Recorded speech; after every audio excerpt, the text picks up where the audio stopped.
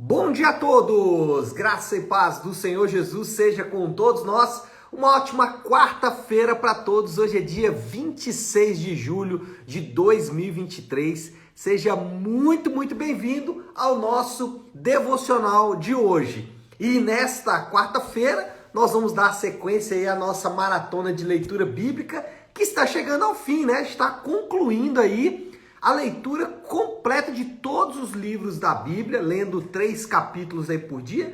Gastamos em torno de 1 ano e meio para fazer a nossa segunda maratona. Já tínhamos feito uma, agora a segunda. Vamos terminar essa semana o livro de Jó, e aí na semana que vem os últimos 3 documentos, Tiago, 1º e 2º Pedro, e aí encerramos então a nossa maratona bíblica. Mas nosso devocional vai continuar. Depois disso a gente vai começar um novo projeto. Então eu já quero te incentivar a continuar fazendo não só o devocional aqui, mas também fazendo o seu devocional na sua própria casa.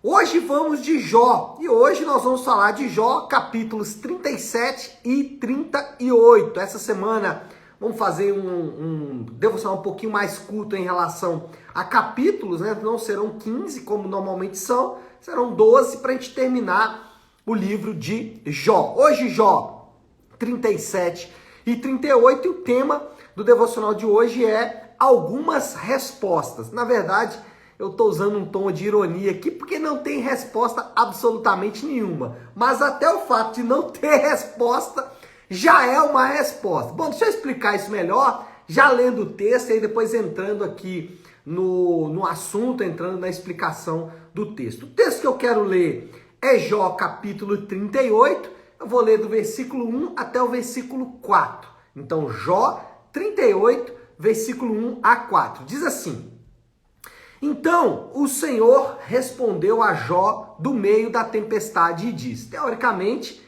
é uma resposta de Deus, né? Deus respondendo do meio da tempestade. Mas vamos ver o que Deus responde para Jó. Quem é esse que obscurece o meu conselho com palavras sem conhecimento?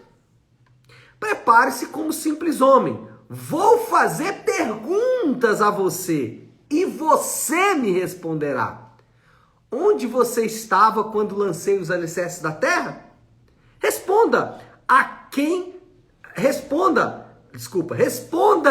se é você que sabe tanto. Essa é a resposta de Deus. Bom, vamos entender isso melhor. A gente tem o livro de Jó como um livro de discursos. Durante todo o relato, o que a gente vai ter é Jó falando, os seus amigos falando. Um amigo fala, Jó responde. Um amigo fala, Jó responde. Todos os capítulos basicamente são construídos desta maneira. Só que agora é a vez de Deus proferir o discurso. Até então, Deus estava calado, Deus estava em silêncio. Jó clamou pela voz de Deus várias vezes, mas Deus simplesmente não falou absolutamente nada. Mas agora Deus vai falar. E a expectativa de todos é que Deus responda à questão que sustenta o relato. Qual é a grande questão por trás do livro de Jó? Por que que Deus permitiu o sofrimento de um homem justo? Essa é a pergunta que os amigos de Jó fazem, que Jó faz, que todo mundo que está ali no livro faz. Ainda que nós, como leitores posteriores, sabemos que houve uma conversa de Deus com Satanás antes de tudo isso, lá nos capítulos iniciais de Jó, mas Jó não sabia disso. Então, basicamente, o que vai centralizar todo o livro de Jó, o relato, é exatamente o fato de que por que Deus permitiu que um justo sofresse tudo que Jó sofre. Então Deus agora vai responder, teremos a grande resposta, a grande questão vai ser respondida. Por que que Deus permitiu o sofrimento de um homem justo? Só que Deus não respondeu diretamente a questão.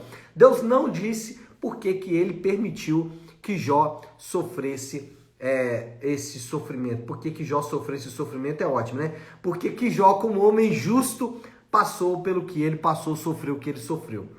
Aí a gente vai perceber que o que Deus quer fazer. Assim, é óbvio que falar o que Deus quer fazer é muito difícil, mas a gente pode inferir algumas coisas. Primeiro é que a soberania de Deus é ressaltada. Deus não responde direto à questão de Jó, mas Deus ressalta que ele é soberano. Ele ressalta que ele tem controle sobre todas as coisas e tem poder sobre a criação. É interessante que nesse primeira parte aqui do discurso de Deus, no capítulo 38, Deus vai citar dois eventos, né? Ele vai falar, por exemplo, dos fenômenos da natureza e também dos animais, mostrando que ele tem controle sobre os eventos da natureza, mesmo os eventos mais pavorosos, como uma grande tempestade, ou até mesmo eventos mais simples, como uma geada, né? O texto fala,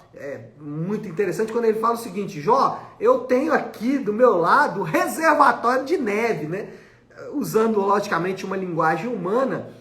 Provavelmente não existe isso, né, no céu, um reservatório de neve, né? Mas o que Deus quer dizer é o seguinte: ele tem controle sobre as geadas, sobre a neve, mas também sobre os animais. Deus pergunta para Jó: Jó, você que deu comida para os leões? Foi você que alimentou os leões? Não, Jó, não foi. Mas ele deu os alimentos aos leões. Então, o que Deus quer mostrar é o controle absoluto dele sobre toda a criação e sobre todas as coisas.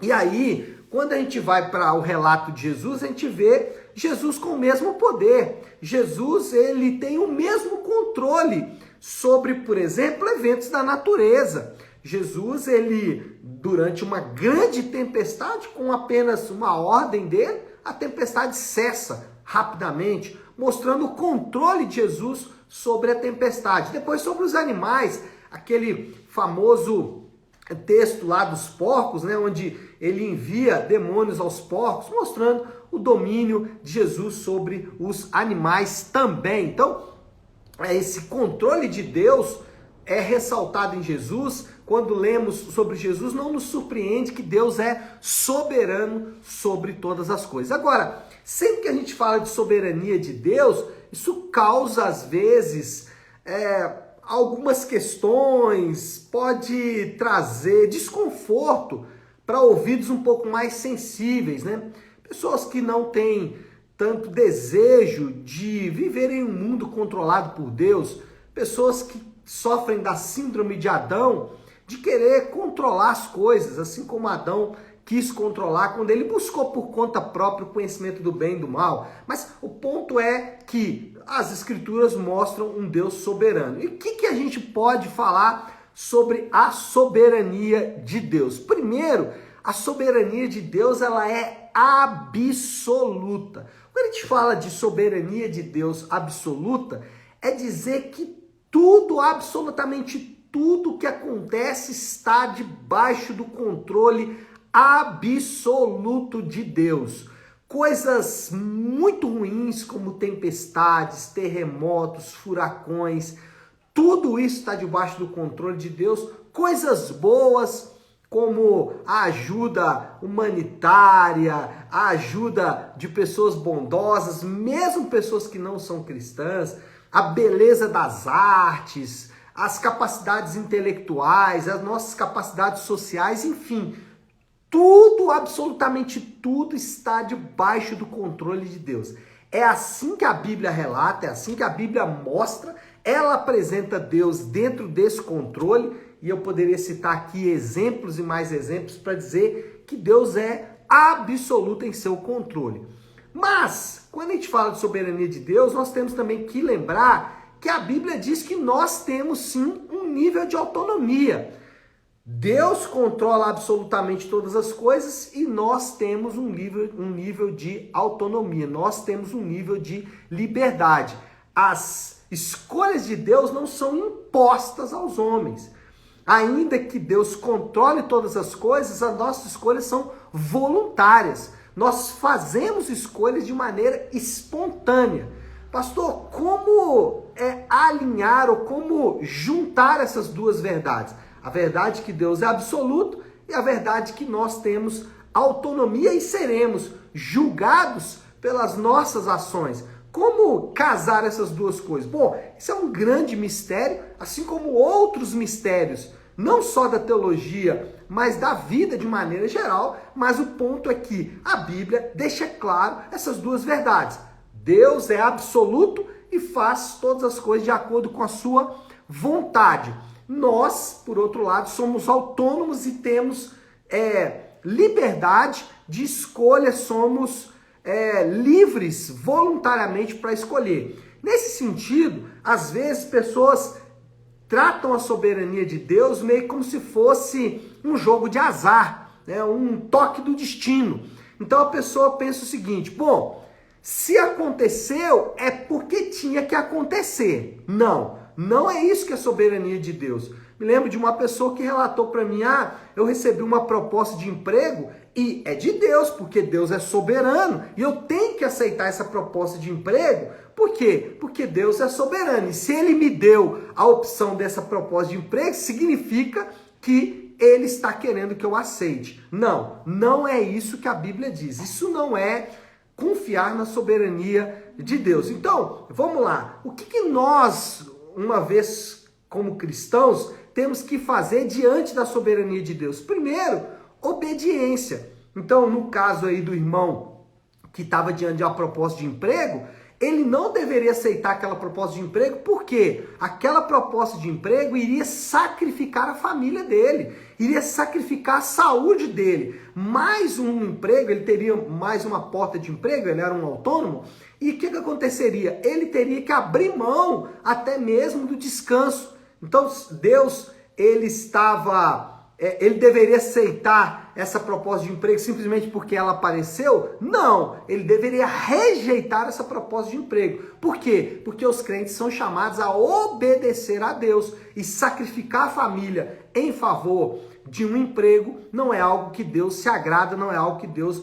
de fato gostaria que nós fizéssemos. Então, obediência é algo que a gente tem que fazer. O que mais? Tem gente que fala assim: não, Deus é soberano, eu não preciso fazer nada. Não, temos que fazer. Por exemplo, Deus nos ordena orar em todo o tempo. Então, mesmo diante da soberania de Deus, somos chamados à oração, somos chamados a orar, somos chamados a servir uns aos outros, mesmo diante da soberania de Deus.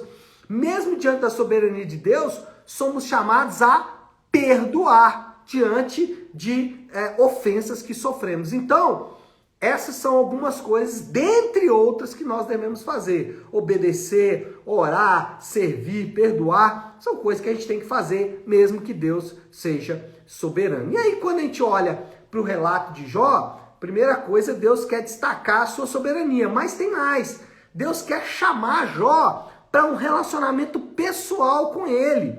Deus não iria apenas responder às questões de Jó. O que Deus ia fazer é conduzir Jó ao conhecimento de Deus. O que Deus queria não era simplesmente responder para Jó. O que Deus queria era se apresentar para Jó. O que Deus queria era falar o seguinte: Jó, esse sou eu. Você precisa me conhecer. E de fato é o que vai acontecer lá no final do relato de Jó. Estou adiantando aqui, quando Jó vai dizer: olha, eu te conheci de ouvir falar, agora os meus olhos te veem. Então, quando Deus vai responder, e aqui parece, que soa até meio insensível da parte de Deus, você pensa, Jó já está sofrendo tanto. Jó todo machucado, todo ferido, todo zoado ali. E aí, quando ele vai ouvir a voz de Deus, o que ele ouve de Deus? Jó, quem é você? Você, então, agora é o dono da sabedoria? Soa meio insensível da parte de Deus, Mas, na verdade, não é isso. O que Deus está fazendo é: Jó, eu vou me apresentar para você. Eu vou mostrar para você que eu sou soberano. Eu vou mostrar para você que está acontecendo com você está debaixo do meu controle. Mesmo algo ruim está debaixo do meu controle. A soberania de Deus, para algumas pessoas, produz pavor. Às vezes a gente fala sobre soberania de Deus com alguém e a pessoa fala: não, eu não acredito num Deus assim. Como se Deus fosse maldoso por ser soberano.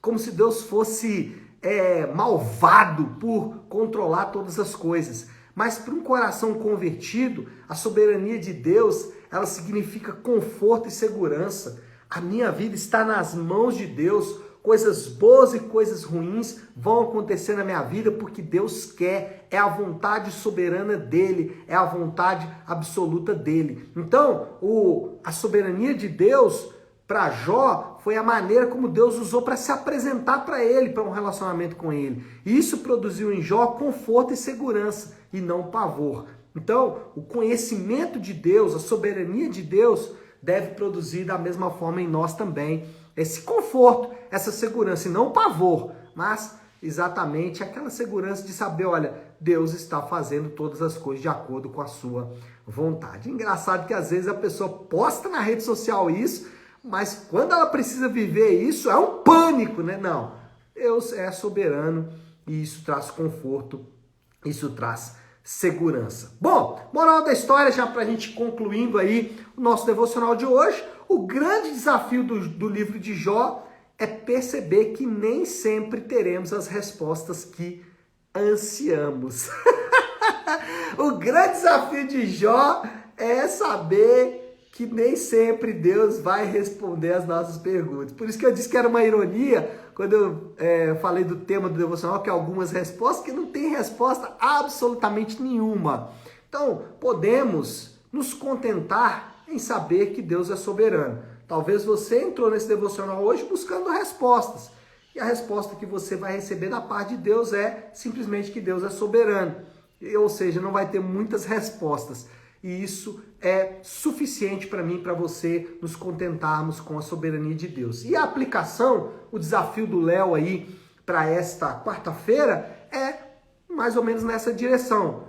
Confie na soberania de Deus, não sei o que você está enfrentando, não sei as dificuldades que você está enfrentando, nos seus pavores que você está passando, não sei, né? Não tenho detalhes aí da sua vida. Mas posso dizer para você, confie na soberania de Deus, Ele sabe o que está fazendo, Ele controla absolutamente todas as coisas. De sua parte, não fique naquela ideia, né? Se aconteceu é porque é de Deus. Não, obedeça a palavra de Deus, esteja sempre em oração, perdoe, sirva, né? Faça as coisas que Deus chamou você para fazer. Deus chamou você, me chamou para fazer. Mas confie na soberania de Deus, tenha conforto e segurança no fato de que Deus controla todas as coisas absolutamente. Talvez a resposta que você veio buscar de Deus hoje é a resposta que Deus deu para Jó, né? Onde você estava quando eu lancei os alicerces da terra? Essa foi a resposta de Deus para Jó. Talvez é a mesma que ele está te dando nessa manhã. Tá certo? Vamos orar, vamos colocar isso aí diante de Deus. Se você puder, pare um instante o que está fazendo e vamos juntos buscar a Deus em oração. Querido Deus, Pai de amor e graça, Senhor, nós nos debruçamos diante da sua palavra nesta manhã e recebemos da parte do Senhor a revelação de quem Tu és. O traço do caráter do Senhor que mostra a sua soberania é absolutamente glorioso, nos traz conforto e segurança. Ainda que o nosso coração ama estar no controle, ainda que o nosso coração deseja um controle que não é dele, ainda assim, Pai, nós podemos nos debruçar diante do Senhor, diante da Tua palavra nessa manhã e perceber que o Senhor é soberano. Conforta-nos com essa verdade, nos dá segurança com essa verdade. Essa é a oração que fazemos isso em nome de Jesus. Amém. Amém, meu povo? Bom, então é isso. Nós vamos ficando por aqui. Que Deus te abençoe. Uma ótima, uma excelente quarta-feira para todos. Fiquem com Deus.